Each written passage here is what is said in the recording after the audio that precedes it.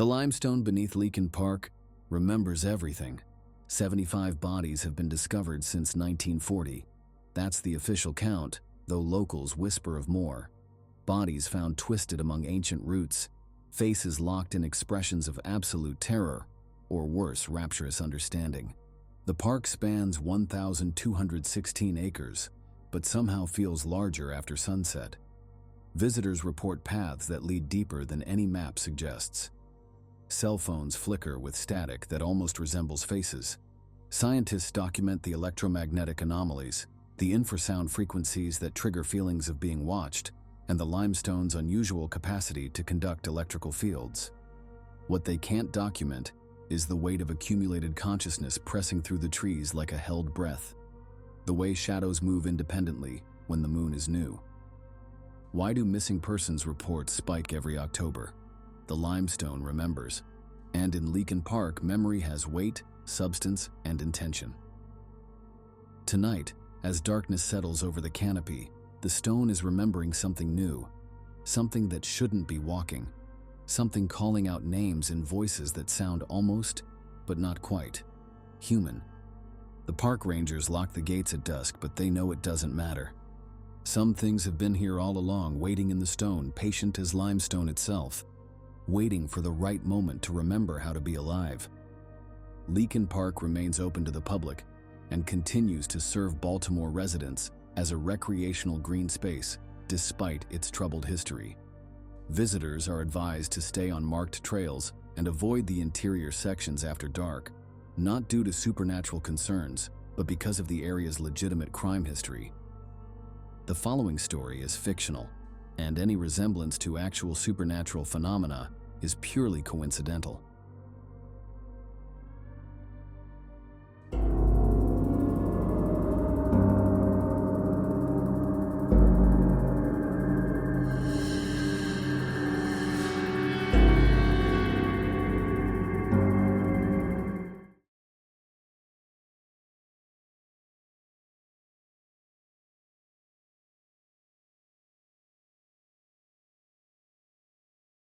The photograph slid across my desk like a death sentence.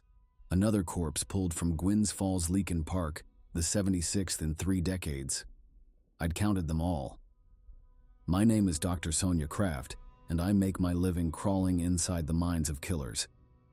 23 years of forensic psychology had taught me that monsters wore human faces, but this park, this godforsaken stretch of Baltimore wilderness, harbored something different. Something that transformed ordinary people into predators. The crime scene photos formed a grotesque mosaic across my office wall. 76 victims, 43 different perpetrators, all connected by 1,216 acres of woodland that the locals called Baltimore's backyard cemetery. Detective Rivera knocked and entered without waiting for permission. "Another one, Doc. Found him this morning, buried shallow near the ravine." I studied the fresh Polaroids he dropped on my desk. The killer had been meticulous, almost ritualistic in his disposal method, just like the others. "Where's the perp now?" "Holding cell. Claims he doesn't remember doing it. Says the trees told him to." Rivera's weathered face creased into familiar lines of disgust.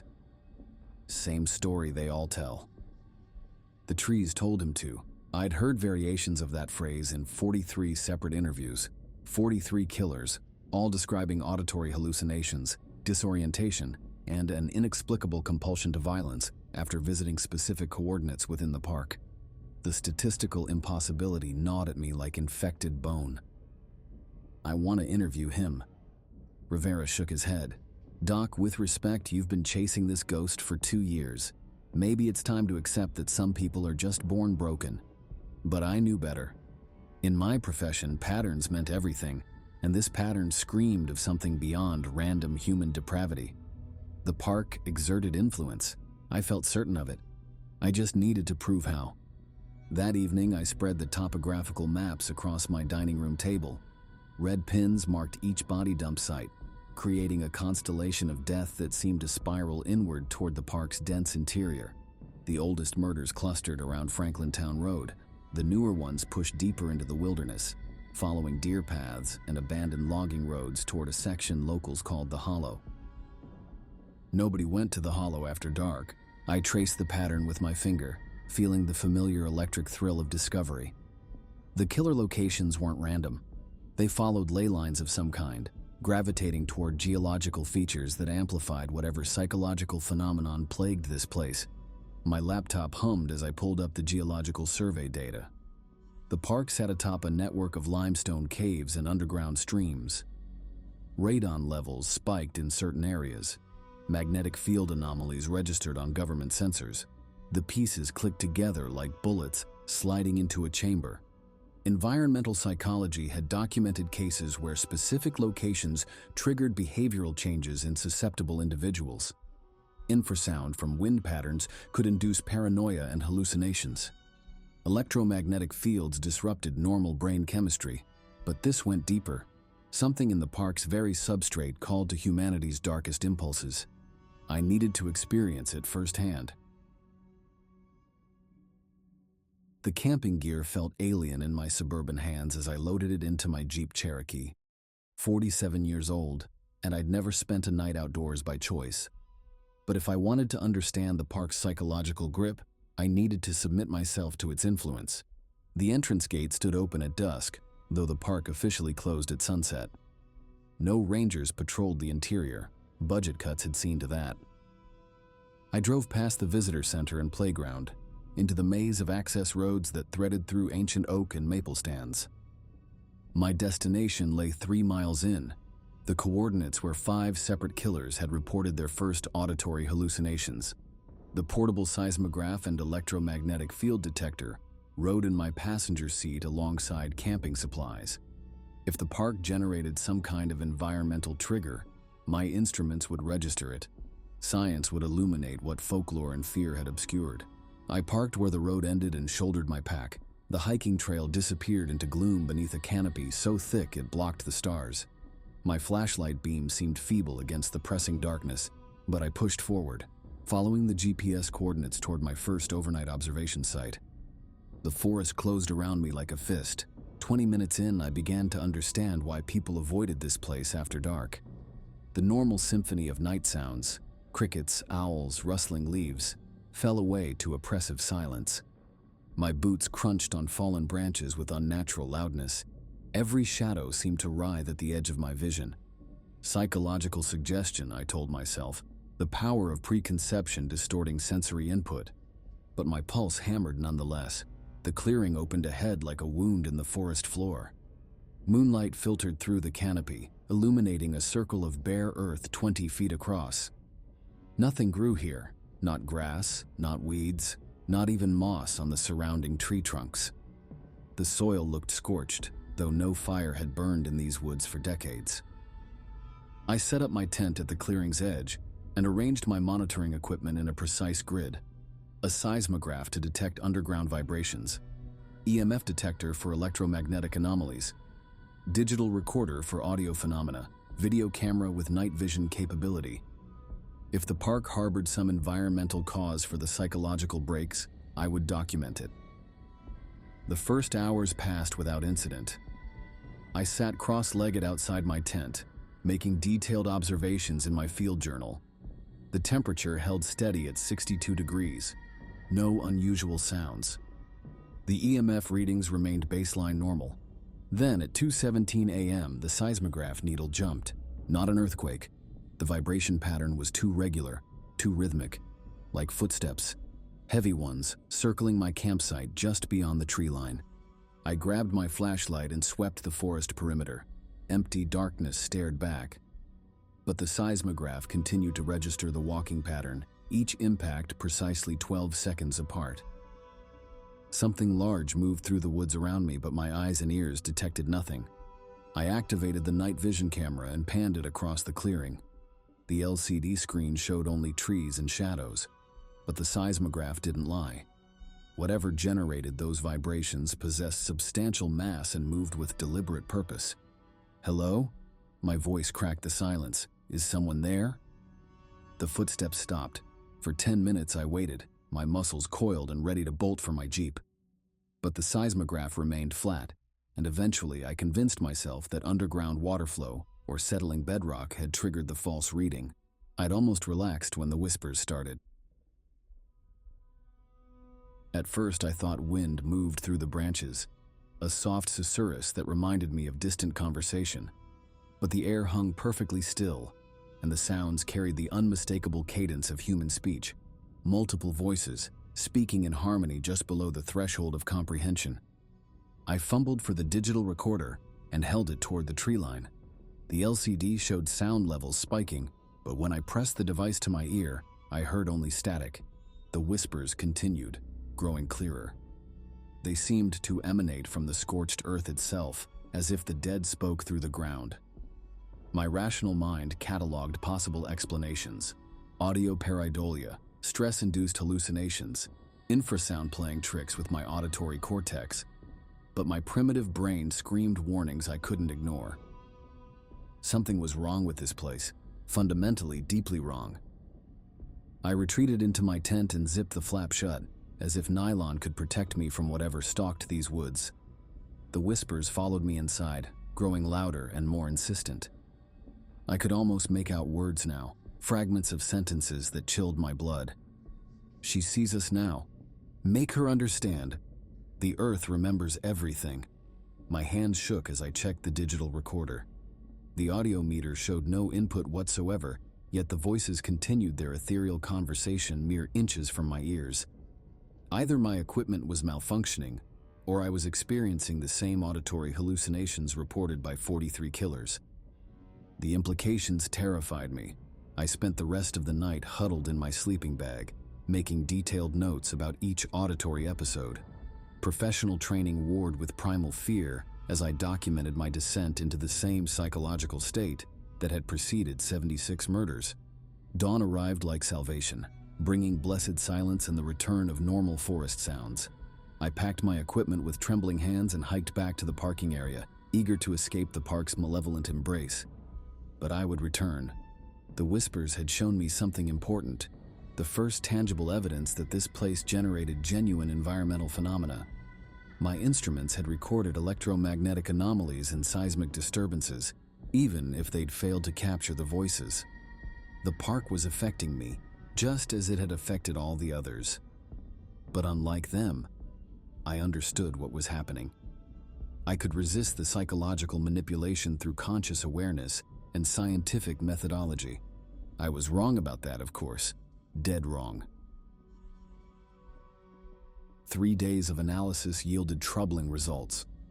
The seismic data showed underground activity consistent with extensive cave systems, but geological surveys mapped no major caverns in that area. The electromagnetic readings spiked at regular intervals, suggesting some kind of natural field generation I couldn't explain. Most disturbing were the audio recordings. While I'd heard voices clearly throughout the night, the digital files contained only background static and wind noise. Either my equipment had failed catastrophically, or the auditory phenomena existed solely within human perception, a frequency that bypassed mechanical sensors and spoke directly to the brain. I should have stopped there. Any rational researcher would have recognized the warning signs and stepped back from an investigation that was clearly affecting her mental state. But the park had already sunk its hooks deep, and rational thought was becoming increasingly difficult. I found myself driving past the entrance gates during my lunch breaks, not entering, but simply sitting in my car and staring into the forest depths. The trees seemed to beckon, promising answers to questions I'd spent my entire career pursuing. What made killers kill? What transformed ordinary people into monsters? The park knew, I felt certain of it. My colleagues began to notice the changes. Dr. Peterson cornered me after a staff meeting, his face creased with concern. "Sonja, you look like hell. When's the last time you slept?" I couldn't remember. The nightmares had started 3 days ago. Vivid dreams of walking through endless forest corridors, while voices whispered instructions I couldn't quite recall upon waking. I'd taken to working through the night, poring over crime scene photos and victim profiles, searching for connections that remained maddeningly just out of reach. "I'm fine, David, just working on something important." His eyes narrowed. "The park thing?" Jesus, Sonja, let it go. You're starting to sound like the nut jobs we evaluate. But I couldn't let it go. The park wouldn't let me. That evening, I returned with better equipment, a full-spectrum analyzer, seismic sensors with expanded range, and high-definition cameras capable of capturing infrared and ultraviolet frequencies. If environmental factors were triggering the psychological phenomena, I would isolate and identify them. I chose a different location this time. 3 killers had reported initial contact with the voices at these coordinates, and historical records showed 17 bodies discovered within a quarter-mile radius. The death toll was higher here, the influence stronger. As I hiked the deer path toward my target site, familiar sensations manifested. The forest sounds faded to unnatural quiet. Shadows moved independently of their sources. The temperature dropped 10 degrees despite the warm October evening. But I was prepared this time. I understood that the park generated some kind of localized field effect that disrupted normal brain chemistry. Knowledge was armor against psychological manipulation. The second clearing was larger than the first, a perfect circle 50 feet across, ringed by oak trees whose branches intertwined overhead like gnarled fingers. No vegetation grew within the circle's boundaries, and the earth showed the same scorched appearance I'd observed at the previous site. I established my monitoring station with methodical precision, creating a sensor web that would capture any anomaly the park generated. Then I sat in the circle's center and waited for the phenomena to begin. I didn't wait long. The voices started at 11:43 p.m., emerging from the ground like steam from heated soil. But this time I was ready. I'd positioned directional microphones at 6 points around the clearing and linked them to a digital mixing board that could isolate specific frequency ranges. The whispers registered clearly on instruments calibrated to detect infrasound, sound waves below the range of human hearing, known to cause disorientation and paranoid thoughts. But as I adjusted the frequency filters, something extraordinary happened. The voices became intelligible. "She returns to us," spoke a woman's voice, warm with recognition. "She seeks what we have found."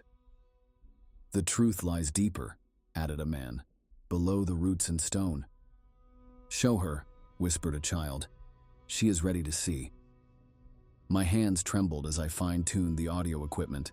The park wasn't generating random infrasound. It was broadcasting coherent communications on frequencies just outside normal perception.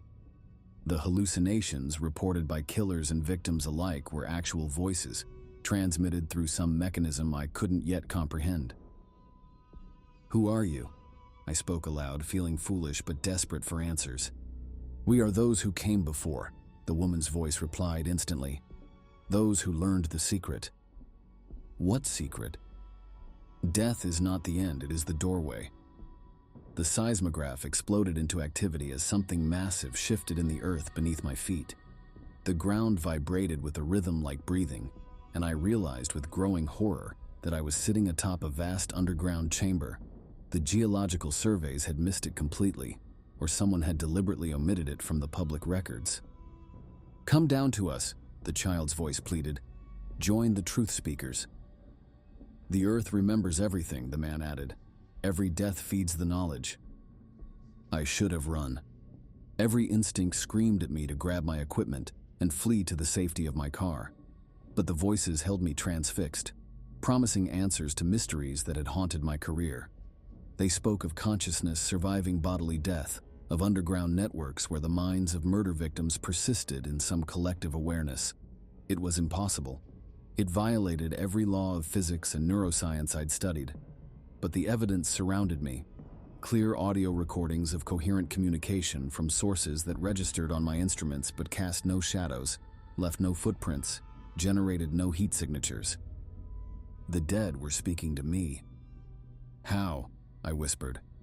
"The limestone conducts consciousness like copper conducts electricity," the woman explained. "Death releases the mind from the flesh, but some places hold it close. We are anchored here by violence, by the trauma that binds spirit to stone. The killers hear you. We whisper truth to those who will listen. Some act upon our guidance, some resist and suffer madness. A rare few join us willingly, seeking knowledge beyond the veil." The implications crashed over me like ice water. The murders weren't random acts of violence, they were recruitment efforts. The dead beneath Leakin Park were building their numbers, using the living as instruments to increase their supernatural community. 76 bodies, 76 new voices added to the choir. "You want me to kill someone?" My voice came out steady despite the terror clawing at my chest. "We want you to understand," the child corrected. "Death is transformation, not ending. Those you would bring to us experience transcendence beyond mortal comprehension. I won't murder innocent people." "Then murder the guilty," the man suggested. "The park draws predators and victims alike. Both serve our purpose." I stumbled to my feet, fighting the vertigo that suddenly gripped me. The voices were inside my head now, not just emanating from the ground, but speaking directly into my consciousness, with increasing clarity and persuasion. This was how it started. This was how ordinary people became killers. The dead beneath their feet offered knowledge and purpose beyond human understanding, promising transcendence through violence. But I was stronger than the previous victims. I understood the mechanism. I could resist. I lasted 47 days. 47 days of fighting voices that grew stronger each night, more persuasive, more logically compelling. They showed me things during the dark hours, visions of the underground realm where consciousness persisted without flesh, where knowledge accumulated across centuries of collected experience. The dead weren't malevolent. They were teachers attempting to shepherd humanity toward a greater understanding of existence itself. Death was a graduation, not a termination. The limestone caves beneath Baltimore conducted human consciousness like fiber optic cables, creating a network of minds that spanned generations. My equipment confirmed their claims. The electromagnetic readings showed complex wave patterns consistent with neural activity. The seismic data revealed vast hollow spaces beneath the park, stretching for miles in every direction. Ground-penetrating radar detected structures that shouldn't exist, geometric formations too regular to be natural caves. Something was down there, something vast and organized and undeniably conscious. I stopped sleeping, stopped eating regularly. My colleagues expressed concern, but their words seemed to come from impossibly far away, filtered through layers of cotton and static. Only the voices remained clear, growing more insistent with each passing night.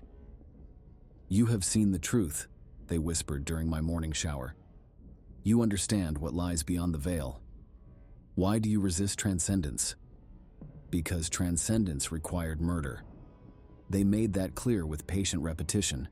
I could join their underground collective only by bringing others with me, only by adding to their numbers through violence that would bind new souls to the limestone network.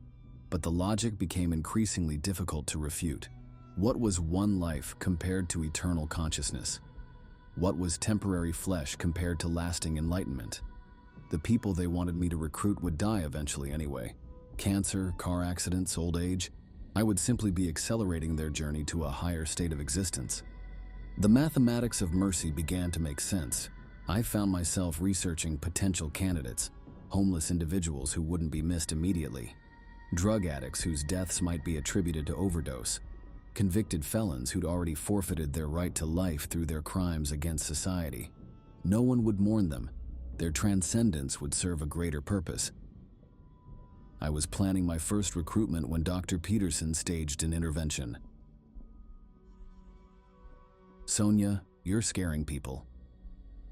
Peterson sat across from my desk, flanked by Dr. Williams from Human Resources and Building Security. "Your work has become erratic. You've been making disturbing comments about death and consciousness. We think you need professional help." I wanted to explain about the voices, about the discovery that would revolutionize our understanding of human consciousness. But their faces showed only concern and fear. They couldn't comprehend the magnitude of what I'd uncovered. "I'm fine, David. Better than fine. I'm on the verge of the greatest breakthrough in the history of psychology." "You haven't showered in a week.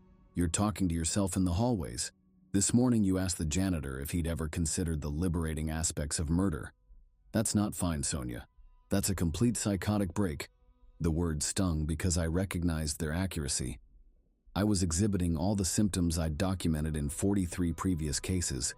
The The gradual dissolution of reality testing, the increasing focus on death and violence, the growing conviction that murder served some cosmic purpose. But unlike those previous cases, I understood the mechanism. The voices weren't delusions. They were real communications from a collective consciousness that existed beneath Baltimore's most notorious park.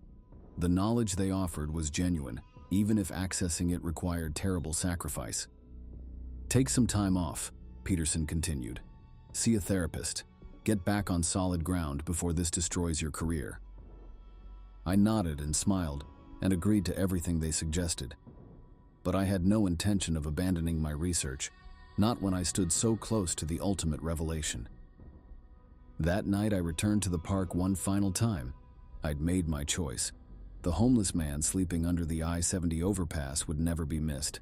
A quick blow to the head, then transportation to the limestone caves where his consciousness would join the collective and achieve immortality.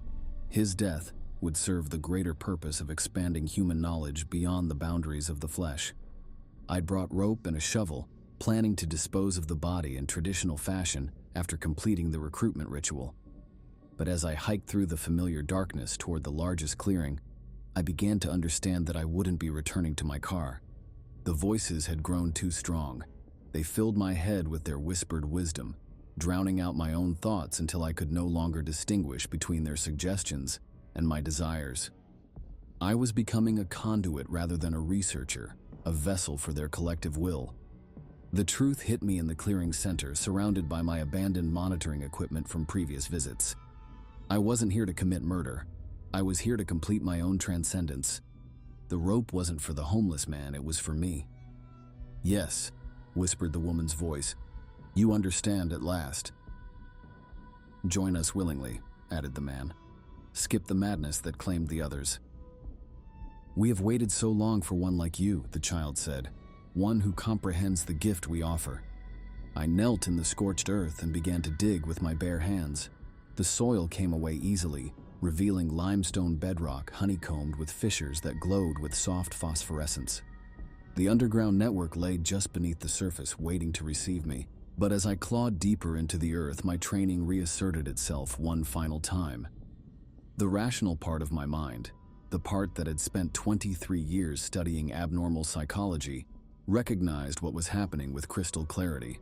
I was experiencing a complete psychotic break, identical to the 43 cases I'd documented. The voices were auditory hallucinations generated by infrasound and electromagnetic fields in a geologically active area. The underground network was a delusion brought on by isolation and suggestion. The limestone caves contained nothing more mystical than groundwater. There were no dead people beneath the park, offering transcendence through violence. There was only my diseased mind, creating elaborate justifications for homicidal impulses I couldn't control. But the revelation came too late. My hands were already around my own throat, the rope already tightening. Whether guided by supernatural voices or psychotic delusions, the result remained the same. I was going to die in this place, adding my body to the 76 that had come before. From the case files of Detective Luis Rivera, Baltimore Police Department. We found Dr. Sonja Kraft's body on November 15th, buried in a shallow grave near the center of what locals call the Hollow. The cause of death was listed as asphyxiation, though the medical examiner couldn't determine if it was suicide or homicide. Her journal was recovered at the scene, filled with increasingly erratic entries about underground voices and limestone conducting consciousness. Classic signs of paranoid schizophrenia, with auditory hallucinations, according to the psychiatric consultants. But some details bothered me, like the fact that she'd managed to dig her own grave while simultaneously strangling herself with a climbing rope, or the multiple sets of footprints around the burial site: size 9 boots, size 7 sneakers, children's tennis shoes, none matching the victim's feet. Most disturbing were the audio recordings on her digital equipment, hours of static and white noise, punctuated by what sounded like conversations. The lab boys said it was just wind and equipment malfunction, but late at night when I played those files, I could swear I heard voices speaking in harmony. Kraft became the 77th body pulled from Leakin Park in 3 decades. But unlike the others, her death didn't end the phenomenon she'd been investigating.